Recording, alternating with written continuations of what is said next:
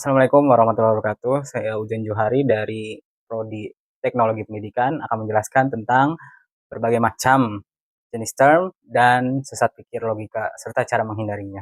Term sendiri itu adalah istilah atau beberapa kata yang mengartikan suatu konsep. Nah, dalam term ini ada beberapa macam, yaitu pertama term berdasarkan konotasi. Berdasarkan karena konotasi atau yang dikandung arti itu sendiri, term itu dibagi menjadi dua, yaitu term konkret dan term abstrak. Term konkret ini menunjukkan bahwa realitasnya itu ada atau nyata. Contoh misalnya pemimpin yang bijak atau pemimpin bijak. Nah, term ini menunjukkan bahwa realitasnya nyata, ada pemimpin bijak, merujuknya kepada pemimpin bijak. Ya, lalu ada term abstrak yang mengartikan suatu konsep abstrak yang menunjukkan sifat tanpa subjeknya. Contoh misal ketampanan. Nah, ketampanan ini menunjukkan bahwa konsep abstrak yang tanpa ada subjeknya, yang minatnya itu hanya istimewa pada sifat ketampanan. Lalu yang kedua, ada namanya term berdasarkan denotasi. Nah, dalam denotasi ini, term itu dibagi menjadi dua, yaitu term umum dan term khusus.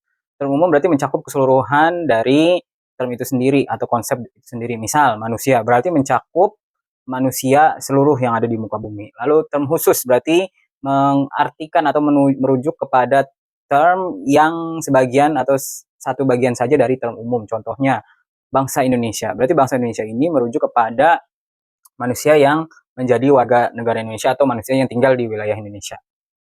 Terakhir atau yang ketiga yaitu term predikamen. Term predikamen ini adalah cara beradanya sesuatu atau proses penalaran yang menuju pengertian yang lengkap. Nah, term predikamen ini ada dua, yaitu term predikamen substansi dan aksidensia. Term predikamen substansi adalah term yang atau hakikat atau zatnya bisa berdiri sendiri. Sedangkan term aksidensia itu zatnya tidak bisa berdiri sendiri. Contoh di term predikamen substansi, yaitu manusia, hewan, tanaman, dan yang lainnya. Term-term ini bisa berdiri sendiri tanpa adanya penjelasan atau lebih lengkapnya. Sedangkan term aksidensia contohnya yaitu besar, kecil, tinggi. Nah, term ini tidak bisa berdiri tanpa term substansi.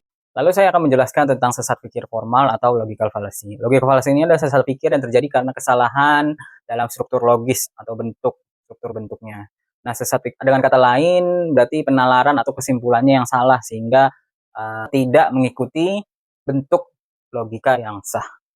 Oke, contohnya, jika hujan maka jalanan basah. Jika jalanan basah maka hujan. Nah, di kesimpulan ini padahal belum tentu jalanan basah itu pasti hujan. Bisa terjadi karena hal yang lainnya.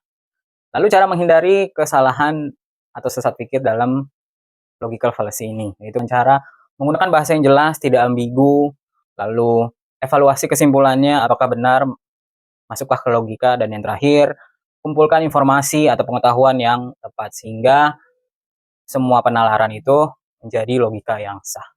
Terima kasih. Saya Ujun Johari. Wassalamualaikum warahmatullahi wabarakatuh.